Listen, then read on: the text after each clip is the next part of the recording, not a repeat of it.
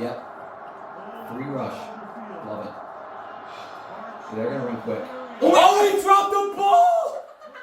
Oh my God, this is it! This is it! It's over! It's over! Get him! Oh my God, get him! It's short! Yeah! Game over! They did it! I can't believe they did it.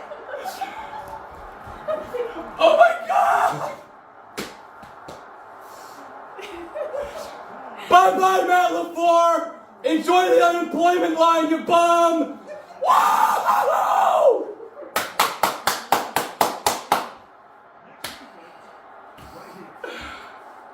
We're playing next week! You know, when we started this journey in August and the preseason, I was incredibly excited for what the future could hold for this quarterback and head coach combo. But I didn't expect this team to blow me away this season. I was expecting to see some growing pains, a couple of losses that hurt, but nothing out of the ordinary. Maybe a season split with the Packers, and then at the end of the day, getting close to 500 or just over 500. Maybe missed it out on the playoffs by a game or two, but hey, fighting chance. Maybe they win a game or two late, close. But I was really looking at 2026-27 as the season the Bears would return to the playoffs. I would have never predicted this. To win this division, to win a playoff game against that team. Oh my God! Well. What do we have here? Oh, I don't know. Just the Chicago Bears winning their first playoff game in 15 years over no other team. Not just, another team that was stumbling into the playoffs or a team that they should have beaten by 2 or 3 scores. No. This victory is all that much sweeter because they beat the Green Bay Packers again! Unreal! This is the greatest day of my Chicago Bears fandom, bar none. Why? It's the first playoff win I get to experience, truly, as a fan of the Chicago Bears. Again, I started following the team back in the 2013 season. A couple of years removed from the 2010 season where they beat the Seattle Seahawks, who came into that game just knocking off the New Orleans Saints. I mean, the Bears-Seahawks playoff game in 2010 was the week after Beastquake. Seahawks were riding high. They're playing with house money. They were 7-9 in the regular season. Bears beat them, then lose to that team up north in the NFC title game after Jay Cutler gets hurt and Caleb Haney, backup quarterback stuff. And my first memory, and the thing that I can recall the most from that season, I don't remember too much from it, but I know that I started following them then because the Green Bay Packers squashed the Bears' playoff hopes. Aaron Rodgers to Randall Cobb, 4th and 8, Chris Conte blown coverage. Game over, game set match, Green Bay. And I was introduced to the pain that is being a Chicago Bears fan. It's been a lot of losing since that moment. They had that amazing season in 2018. The season of my youth, I will call it. It was such a fun team to watch. The defense was unbelievable. The offense wasn't terrible. Wasn't necessarily a great offense, but they got the job done. And then the double doink happens, and it's a crater. Team stinks the next year. They back into the playoffs in 2020. And then it is back to the basement. And I forgot to mention all the losses to the Green Bay Packers in that span.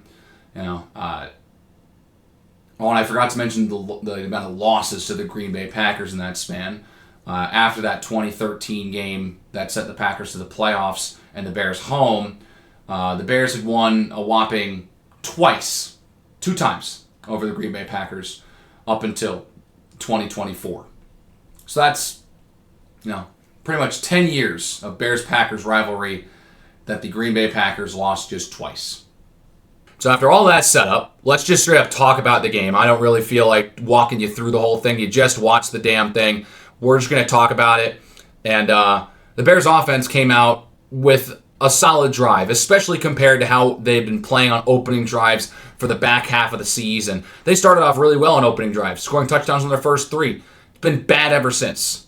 The team just has got off to a lot of slow starts. And, it started off nice with a long drive and a field goal. It was like, you want a touchdown, but I'll take points because, again, their last 9 opening drives went for no points. So I'll take points, but I would have loved a touchdown. And then it gets bad. And that was pretty much it for the first half in terms of positives for the Bears. Defense can't get a stop. Packers walk right down the field, score a touchdown. Bears turn the ball over on downs after there was probably some miscommunication between Caleb Williams and Luther Burden. I don't know. I've seen some people talk about it like Luther Burden was probably supposed to run and cut in a little bit because there's just no way Caleb Williams had that bad of a throw. There's just no way. That had to have been because Luther Burden didn't run the route that he was supposed to and just kept running straight. Like, I'm convinced. But if it's just that bad of a throw from Caleb, it's just that bad throw from Caleb. Another turnover on downs, this time in your own half of the field after the Packers scored again. So you're down 14-3 already, and, Ben Johnson's coaching like he doesn't trust this defense, which, heck, I wouldn't trust that defense after those first 2 drives, so they went for it. It's a bit of a busted play and not a great snap. Williams panics a little bit, and it gets blocked at the line of scrimmage. Packers would score a touchdown the next drive, though they tried their hardest to throw it away. Christian Watson showboating a little bit, trying to dive over the top of Tyreek Stevenson, and he lost the ball going into the end zone. Somehow, the Packers get a great bounce, and it does not go out of bounds, causing it a turnover and a lifeline for the Bears.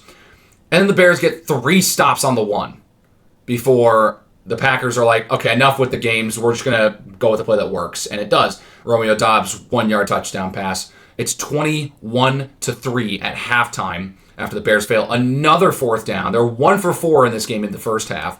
And then Brandon McManus gets iced at the end of the first half, missing a 55-yarder. Remember this. And I'm sitting there at the end of the first half, just deflated. Just devastated. It just had felt like just another time where this Bears team feels like they're going somewhere, and in the end, they cannot perform in the biggest moments. And it hurts that much more because it's against that team in your home stadium while you are the 2 seed. It just feels like everything that any hater, any doubter, any naysayer, whatever, other adjective, or not adjective, synonym, that's the right term, you could come up with for that. It felt like everyone was being proven right about this team and how fraudulent they were. And then the second half begins, and the Bears played much better football, though they can only muster up 3 points because they, for some reason, on 4th and 1 from inside the 10, got cute again. I mean, I don't know if it's cute specifically, but they ran play action 4th and 1 inside the 10-yard line. I think it's a little cute, and it's a busted play because right after Williams fakes the handoff to Monungai, DJ Moore looking like he's the primary target. He slips. Cole Kmet's the other guy that's supposed to be open. But guess what? The protection's broken down, and now there's a guy right in Caleb Williams' face. Just chucks it up there to hope his guy can make a play. Gets picked off. Caleb Williams has his first multi-interception game since his 3rd game as a pro. And, it feels deflating. Again. And the defense comes up with a big stop. Even though they had a chance to get the ball back in great field position because Jordan Love threw it to an eligible offensive lineman who then coughs up the football, kicks it forward where there's no white jerseys, and the Bears cannot recover. Gervon Dexter, for the second time this season, trying to run and pick up a fumble, whiffs. And this one feels brutal because it went out of bounds, and because no one recovered it, Packers retain possession. And so the Packers don't do anything with that drive, though, but still, the idea of having the ball at that spot was very nice. And then the momentum shift. And then the moment where I think everything changed. Because when you're talking about games like these, there's always one moment where it feels like the tide shift. The game changes. Momentum changes. The pendulum switches. And it was Devin Duvernay on the punt return, returning it inside Packer territory. I forget exactly if it was inside the 30 or not, but pretty close to that point. Unfortunately, the Bears only scored a field goal on this drive after Caleb Williams fumbled a snap on third down. Not fumbled a snap. Had the ball knocked out of his hands on third down. They had no choice on 4th and 19, but to kick a field goal. But that took the lead down from 15 to 12. So now the Bears wouldn't need a 2-point conversion. Defense makes another stop, and then the Bears get the ball back on offense. It is just fourth quarter Bears this season. It is just the way that this team has played. They've been a second half team all year. They've been a fourth quarter team all year. And all of a sudden, the offense wakes up. They're able to hit some clutch passes. Colston Loveland and Caleb Williams are in a rhythm together. There's a big touchdown run for DeAndre Swift on third down. The Bears are in the end zone. Awesome. Game on. It's a one-score game. And there's 9 minutes left in the fourth quarter. This thing is far from over. And then Josh Jacobs returns the kickoff very well, and then he fumbles the ball. Again, the second straight game he's fumbled the ball against the Bears. He fumbled at the goal line 3 weeks ago, and then he fumbles on a kickoff return. It felt like that was it. I was like, oh my gosh, they're going to get not onside kick. They're going to get a fumble on a kick return. Packers do recover. They keep the ball. And it's like, okay, defense, you've done great all second half. We're asking for one more, and the Bears can go get the lead. They can't get it for us. They can't get it for the team. And we're sitting there watching Matthew Golden on a screen pass break 5 tackles for his first career touchdown against the Bears. No touchdowns at all in the regular season. Scored a playoff touchdown, which, of course. And that right there felt like the kill shot. I'm not going to lie. It felt like one of those childhood movies where the good guys come back and take the lead late in the big game that they've been hyping up all movie, only for the bad guys or the other team to then go take the game away and score themselves and win. I was watching that touchdown for Matthew Golden, and I sunk. I was like, they finally woke up offensively, and it's going to be too late. Because the defense, after playing so good all second half, they couldn't take advantage of the opportunities they were given. They're going to be too late when they wake up. But then Brandon McManus shanks the extra point. And all of a sudden, the lead is only 11, so it's technically a touchdown field goal game. The Bears can get 2 possessions. They have all 3 timeouts. There's 6.5 left. And then we get to possibly the greatest throw of Caleb Williams' career. I've said that 5 times this year. And 3 times in the last month. But yet again, this trumps the throw to DJ Moore for the touchdown to end the game 3 weeks ago. And this is also better than that touchdown that he threw to DJ Moore the week prior to that against the Browns. I'm talking about the 4th and 8 throw that Caleb Williams made to Rome Odunze with the game on the line, fading away. I don't think he had a foot on the ground when he threw that ball. A prayer. Quadruple coverage with Monungai and Odunze down there along the sideline. Perfect. Right on the money to the other top 10 pick that Caleb Williams was selected in his draft class. Olamide Zaccheaus scores a touchdown, And all of a sudden, the Bears are going to go for 2 to try and cut this thing down to a 3-point game. All tight ends set. Colston Loveland, Cole Kmet, and Durham Smythe. Pinpoint. Colston Loveland, soft hands, great catch, 2 points, 3-point game. And so the Bears defense needs to make a stop. Romeo Dobbs makes a beautiful catch that feels deflating again for like the 5th time in this game. All of a sudden, the Bears defense clamps up at the very last moment, forcing a field goal. From 44 yards out, Brandon McManus to make it a 6-point game. And he shanks it. By some sort of divine intervention, he shanks it. And the Bears don't just need a touchdown. They only need a field goal to tie this game. They're thinking touchdown, obviously. But the likelihood that they tie that game goes up exponentially, considering that McManus missed the field goal.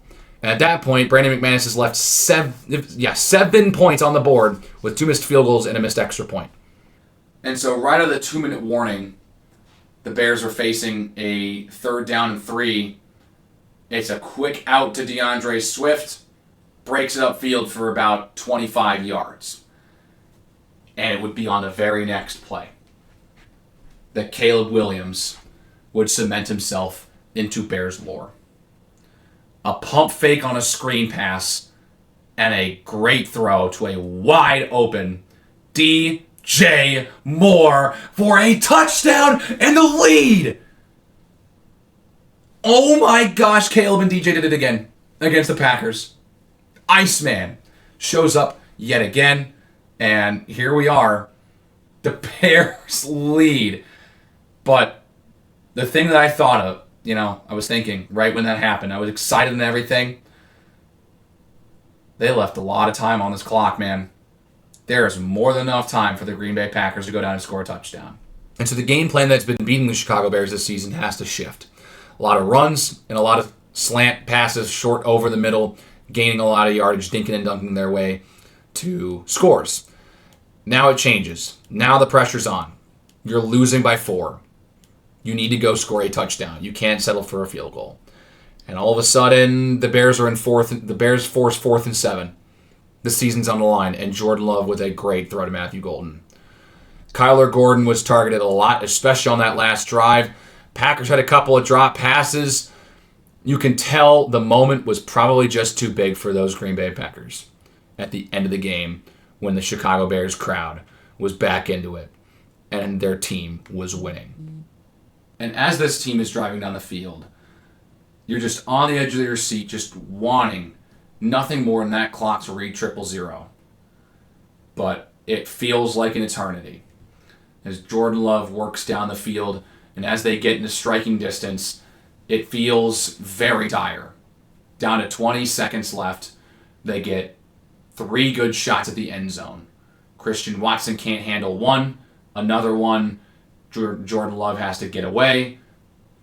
And with 1 play left, Jordan Love botches the snap. He fumbled it, picked it up, and now is in complete panic mode where the entire Bears defense is protecting the goal line and the Bears are just rushing 3.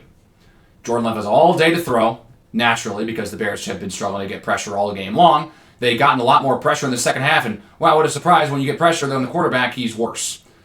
But Jordan Love has all time to throw, and he's just got to throw a prayer to the end zone. It's a bit of a touch pass, trying to get it right to the goal line, and as it sits down there, the only guy who can really realistically make a play on that ball is Kyler Gordon. He drops the pick, but it doesn't matter. The clock reads 000, and the Chicago Bears win in the playoffs for the first time in 15 years and do it against the Packers. All right, enough of the storytelling. Let's just tell you... all right, enough of the storytelling. I'll just tell you what it was. Terrible first half. Absolutely terrible. It couldn't have gone much worse. If it could have gone worse, the Bears don't score any points, and they're down 21 instead of 18. That's about it. And despite getting almost every chance possible, they could do nothing with it in the third quarter. Defense steps up, forces 3 punts. 2 consecutive 3-and-outs to start the quarter. Bears only win the quarter 3 points to none. And it's like, great, you're down 21-6 going into the fourth quarter. And to be fair, the Bears had a chance to get closer in the third quarter, but again, that play action, why are they calling play action on 4th and 1 inside the 10? The play call was really dumb in my opinion. I would have just ran it, but then again, I'm not Ben Johnson. I'm not in the room, all that wonderful stuff. It just baffled me that they didn't just go for the run with Kyle Monungai. And Caleb threw his second pick of the game. It's the first time he's thrown 2 picks in one game since his third career start against Indianapolis last year. It's just brutal. And right after, literally the play after, Jordan Love dumps it off to an offensive lineman who's eligible for reception, and he coughs it up, and he kicks it forward, and there's no one there, and Javon Dexter misses it. He missed it, and it goes out of bounds. He's going to be gone next season. After a play like that, he is going to be gone. Like, look, I love the thumbs up celebration. I love running up and just good thumbs up. That was off screen, but I was doing a thumbs up. That was cool, but we didn't get to see it too much this year because he hasn't been sacking the quarterback. And when he has, it's because the quarterback is running right into him pretty much. So he's going to be gone, unfortunately. And it's like the Bears defense holds, and then there's the turning point. Devin Duvernay, the return. The Bears only score a field goal in the next drive, so they make it a 12-point game, but it's like, after that, the Bears scored 3 touchdowns in a row. I know the Packers scored one in between as well, but 3 touchdowns in a row. They scored 25 points in the fourth quarter. This is the definition of a fourth quarter team. Fourth quarter Bears is so real. Like, it's just unbelievable how this team gets off to slow starts game in, game out right now. And they continue to find ways to make them competitive. It's just unbelievable. The fact they were even in that game was ridiculous. Forget the fact they came back and won it. The fact they were even in it is ridiculous. And it starts with that touchdown run from DeAndre Swift, which, by the way, the play before the touchdown run, great improvisation from Caleb Williams and DeAndre Swift. I love seeing Caleb Williams go out as a blocker. He's had a tendency to slide and just avoid taking any hits to stay healthy, which I get in the regular season, and it's a very sustainable source to make sure that you have longevity in this league. But there are times where you got to put your body on the line, and Caleb Williams is like, I'm blocking for him because the screen pass was blown up right from the start, but it was blown up so well that DeAndre Swift was able to maneuver and run back the other way where Caleb Williams was able to block ahead, and he was turning it a second and 10 into a 3rd and 3, which then DeAndre Swift scored on. And the Matthew Golden touchdown frustrates the hell out of me because it's 5 broken tackles. How do you not bring him down? This is a guy who hasn't scored a touchdown all season long, has been getting absolutely dogged on by every NFC North fan base.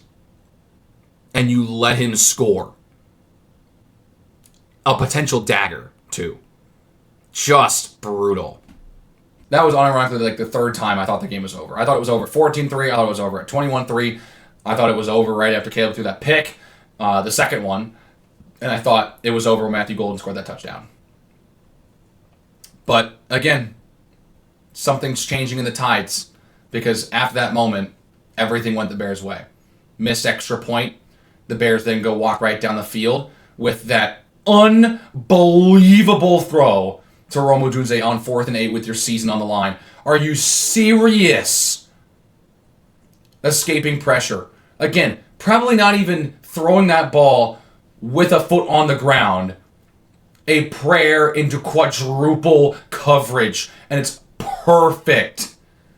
I mean, unbelievable. Bears score shortly after. Olamide Zaccheaus gets his first career playoff touchdown. Good for him. And we got a game in Chicago, man. Bears get the 2 points from Colston Loveland with the 3 tight end set, which I thought was interesting. I thought that was going to mean that they were running the football. But obviously not. They were going to Colston Loveland, who has been a dog this season. Dog. And in this game, dog. He didn't get a touchdown, but he got that 2-point conversion, but he was walking all over that Packers secondary. Averaged 17 yards a catch. 8 catches for 137 yards. Most by a rookie tight end since 1988. And then it's like Romeo Doubs makes that amazing catch along the sideline, and not terrible coverage from Kyler Gordon, but again, they targeted Kyler Gordon all night long, because guess what? He played like 3 games in the regular season and hasn't played a game since Black Friday. Of course they're going to target him, because he wasn't even playing for the first quarter and a half because they were starting Nick McLeod. And then they realized, oh yeah, Nick McLeod's not good. We got to get Kyler Gordon in there, our guy we just signed to a big deal contract and should be starting. And Dobbs makes an amazing catch. Like, seriously, we no more of this 5 wide receiver 1 talk. All right, Romeo Dobbs is the best and most complete receiver on the Green Bay Packers. He might not be the fastest. Christian Watson's got a bigger splash play ability, but so does Jameson Williams on the Detroit Lions. Romeo Dobbs is the most complete receiver on the Green Bay Packers, and I will not, hear any other arguments, because guess what? Christian Watson had a pass go off his hands in the final drive. Jaden Reed had a pass go off his hands on the final drive. It's Romeo Dobbs. He's the number 1 receiver in Green Bay. And then we get to a situation so bizarre, I think it gets Matt LaFleur fired in the offseason here. In field goal range, 3rd down and 10, 3 minutes to go, Packers take a timeout. Something's not right with the play call and the design. Something's not right. Matt LaFleur doesn't like what's going on. So he takes a timeout. All right, Packers only have 1 left. And then they take a delay of game penalty. Right out of the timeout. They're in the huddle. Like, everyone is set for like 10 seconds. And Jordan Love's doing, a bunch of stuff. He's signaling, and he forgets that the play clock is about to expire. They can't get the snap off. And it's a 5-yard penalty. Throws incomplete to Dobbs in the corner. And then it's the missed field goal. The missed field goal was from 44 yards away. If that delay of game doesn't happen, we're probably talking that kick goes through the uprights, and it's a completely different scenario at the end of the game. But clearly, Brandon McManus missed and left 7 points on the board for the Green Bay Packers. He is about to get crucified. Bears go right down. There's the touchdown pass to DJ Moore, which, can I say, what a freaking sell by Caleb Williams. I think that was designed to get DJ Moore free wide open, but the Packers defense bit so hard on the screen pass to Luther Burden down low.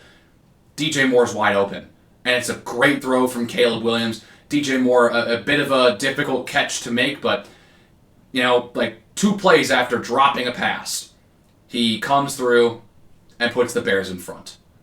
And the only thing I was thinking of was like, oh my gosh, they left them too much time.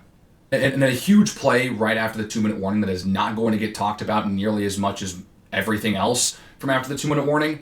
Ozzie Trapillo able to hobble off the field after suffering what we now know as a patellar injury, aka a knee injury that is season ending. He's done. But for him to be able to hobble off the field and save Chicago a timeout or 10 seconds is massive. And that was a play that you're not going to see on the stat sheet. It's not going to be in the box score, but is very important considering time, circumstance, and the situation. And I got to give a lot of props for Ozzie for staying heads up, aware, and pushing through the pain to get off the field. And then, I already mentioned it, Bears defense holds. It comes down to the last play again. When I knew that this was going to be the matchup, I just knew it was going to come down to the last play of the game. It just, with the way that those 2 games played out in the regular season, this season, and last season, what? It was going to happen. It was going to come down to the last play. Now, if you told me that after it was 21-3 at halftime that the last play of the game was going to be the Packers at like the 25-yard line trying to find a touchdown to win the game because they were trailing, thought you were crazy, but that is true. Because the Bears were down 18 points going into the second half and did not quit. They were down 15 points. In the fourth quarter, they did not quit. They took the lead. It's the largest fourth quarter comeback in the playoffs since 28-3, almost 10 years ago. The Bears just shocked the world. Look, I've already walked you through the entire story of how much this game means to me. This is the best moment of my life as a Bears fan. I know. Super excited right now. Look, it's really late, and I've got all my loud excitement reactions out during the game. So, but anyone who thinks that Caleb Williams isn't the guy just will never think that Caleb Williams is the guy. I'm sorry. That's just the bottom line. You're like, oh, well, he threw 2 interceptions and played bad for 3 quarters. What about the fourth quarter? What about the quarter that matters the most? The fourth quarter. 3 touchdown drives, 2 passing touchdowns, and a win. Because at the end of the day, he wins, threw for over 360 yards, a franchise record, 2 touchdowns, threw the game-winning touchdown pass. Like, what else do you want me to say? What else does he need to do? If you are not impressed, if you are not sold, literally, tell me what he needs to do. Because I don't know how you walk out of that game and be like, I don't think Caleb Williams is the guy. Because that was phenomenal at the end of the game. Can he play better in the first 3 quarters? Sure. The whole team needs to play better in the first 3 quarters. It's not just him. But who made more plays in the fourth quarter when they needed to? Caleb Williams, dude. Got ice in his veins. He's got that dog in him. And he's the quarterback of the Chicago Bears, man. They've got a franchise guy. It is set in stone. They have a franchise guy. He's going to be here for a long time. And I don't want to hear a single person talk about DJ Moore being involved in the trade for a guy like Max Crosby or any other top defensive lineman that the Bears want to get. I don't want to see DJ Moore involved in any trade conversations because that guy has been put the city on his back. He made the 2 biggest touchdown receptions of the season for this team. Week 16 against the Packers to win it. The wild card weekend against the Packers to win it. I don't want to hear any more DJ Moore trade talks. I don't want to hear it at all. None.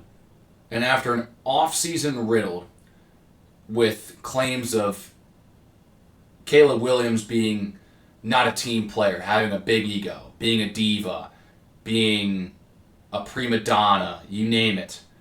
A guy that's only concerned about himself and isn't concerned about the well-being of the team. A guy who is never going to make it in the NFL because he plays quarterback for the Chicago Bears. It's changed. He has squashed every garbage narrative that was thrown out about him in the offseason. All that, he's not a leader, he can't be a leader, all the attacks on his character. The dude has been an unbelievable leader for this team. He has been everything I have been hoping for and more. The guy is humble. The guy is energetic. He shows a lot of emotion. But he's also very stoic. Like, he's got both. Last year, it was a lot of emotions and just frustration. This year, he's become a little bit more stoic. Especially, you watch those post-game pressers with Kaylee Hartung and then the TNF desk in the post-game show. Very stoic, very prepared, locked in. Like, it's night and day. And I could not be happier that he squashed every narrative and every bit of slander that was being thrown his way in this offseason. They were on a mission, and they got it done, man. They got it done. Caleb Williams now has 7 victories this season when trailing in the final 2 minutes of regulation. 7. That's a record. Caleb Williams is also the first Bears quarterback to win against the Packers twice in the same season since Jim Harbaugh in 1991. Jim Harbaugh is coaching a playoff game for the Chargers today. Want some more? Here's some more. Caleb Williams has more playoff victories than Justin Herbert. He has the same amount of playoff victories as Jordan Love. And also, Caleb Williams has more fourth quarter touchdown passes in the playoffs than Joe Burrow. This was the biggest moment in Chicago sports since a very certain early morning in November of 2016. I don't remember exactly what happened to that day. But whatever it is, it's still bigger than this moment. But this is the biggest Bears moment maybe in the last 30 years. To come back in a playoff game like that against that team in front of your home fans, I mean, the only thing that I think could possibly top it over the last 30 years is the 2006 run, and possibly, Devin Hester running the opening kickoff back for a touchdown in the Super Bowl. But even then, it's to do this against the Packers in the playoffs, that's special. That's a once-in-a-lifetime event. Speaking on this series specifically, Caleb Williams tonight had 195 passing yards in the fourth quarter, 2 touchdowns, no picks, and a 110 rate. That's spectacular. Erases everything that happened in the first 3 quarters, in my opinion.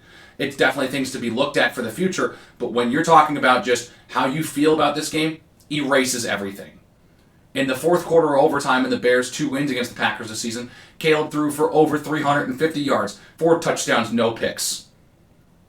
I mean, seriously. The guy's played his best ball in the fourth quarter all year. When the Packers beat the Bears, Caleb Williams threw a duck for an interception, and he has not made the same mistake twice. Dude went back to the film room. They found out ways to make sure that does not happen again. And, they put the game back in Caleb Williams' arm, and he won it both times. And so Ben Johnson is 1-0 in the playoffs in his career as the Bears head coach. He's 1-0 against the Packers. Matt LaFleur is 0-1 against the Bears in the playoffs. He's now lost 3 of his last 4 to the Bears after starting off 11-0 against Chicago. And this one might get him fired. Seriously, this game might get Matt LaFleur fired. How do you blow that game? Seriously. And not just that. How do you blow 2 games like that to the Bears in 3 weeks? They are not going to like that in Green Bay. The previous 11 wins, they're all for naught. Because the 2 most important games that Matt LaFleur has coached against the Chicago Bears, he lost. And he choked as well. It wasn't like he got blown out. He had that game. And he choked. Ben Johnson's the first Bears head coach to win a playoff game since Lovie Smith, and Caleb Williams is the first Bears quarterback to win a playoff game since Jay Cutler. And if this thing couldn't get any crazier, we're going to uniform superstitions, because this was the first time all season the Bears had chosen not to do basic home, basic away. They said they were going to do that while they were wearing the Virginia Hallis McCaskey patch. That was what they were going to do. So Navy helmets only, no alternates, and then just the blue home and the white pants, or the white roads and the blue pants. They broke out Navy and Navy. So they wore Navy pants at home. They've done this just 6 times in the 21st century, and they were 0-6. 4 of those losses to the Packers. The last time this team wore this combination was the final week of the 2022 season against the Vikings that secured the Bears' first overall draft pick selection in the upcoming draft. That was the last time they wore Navy on Navy. They had never won in them. They were going to buck the trend. They were going to break that curse. And by God, they did. That is also just another ridiculous part about this game, as if it wasn't already ridiculous enough. And here's one more stat before we part ways. The Chicago Bears and the Green Bay Packers have played 3 playoff games against each other, including tonight. The Bears' last playoff win against the Green Bay Packers came 84 years ago, when the Bears and Packers played the week after the bombings at Pearl Harbor. Dead serious. The week before that they played a playoff game, the attacks at Pearl Harbor happened. And so they've played the playoffs once since that day in 1941 until tonight. And so that streak's gone just from the sheer fact that these teams don't ever play in the playoffs. They came back in that fashion. I mean, Caleb Williams has broken the hearts of Green Bay Packer fans more than any other Bears quarterback ever. And I absolutely love it. And so this is where I leave you on this late Saturday night, now Sunday morning. The Bears and Packers have played 3 times in the span of a month. It's been a super stressful experience with the 3 most important Bears-Packers games I've ever watched. And the Bears not only got the best of the Packers for the division, they also got the best of them in the playoffs. And I just cannot believe it. It is truly surreal. I can't believe this is my life. I cannot believe this is my life. And the Bears will play next week in the divisional round. They'll play either the Los Angeles Rams or the Philadelphia Eagles, depending on the result of the Niners-Eagles game later today. So if they lose in the divisional round, honestly, I don't care. They're playing with house money for the rest of the year. It is a successful season. I honestly thought it would have been a successful season if they went 10-7 and backed into the 7 seed, or maybe even got the 6 seed in the NFC if it was a weak conference this year. Obviously not, but if they went 10-7 and snuck into the playoffs and held it competitive in this game, 2 versus 7, I would have been fine. But when you got the 2 seed and you overachieved in that sense, and now you got to go against your most hated division rival, the pressure's on. And they delivered yet again. It baffles me. This team has never delivered like this since I became a fan 12 to 13 years ago. And at long last, they have. And it's the greatest feeling ever. And so that's it. It's been such a magical season, and I didn't want it to end. And I especially didn't want it to end against that team up north, because I knew if it did tonight, the entire season and all the great things that happened was going to be tainted by a bad playoff loss to Green Bay. But obviously, that did not happen. And the Bears came back and found a way yet again. The Cardiac Bears are here to stay for at least one more week. So that's it for me. Hit the like button if you like this video. However long it is, it's probably another marathon. Hit the subscribe button if you really liked it and want to see more content from me. Keep the conversation going in the comments section below.